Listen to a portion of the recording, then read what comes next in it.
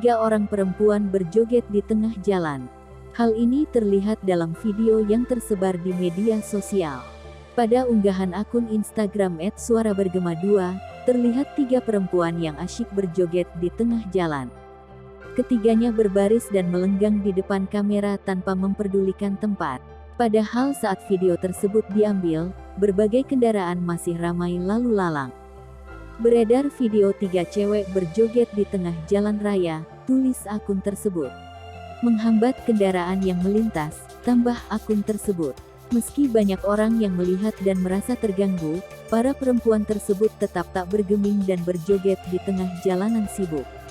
Video yang diunggah pada Jumat tanggal 29 April tahun 2022 tersebut tentu mendapatkan berbagai respons dari warganet.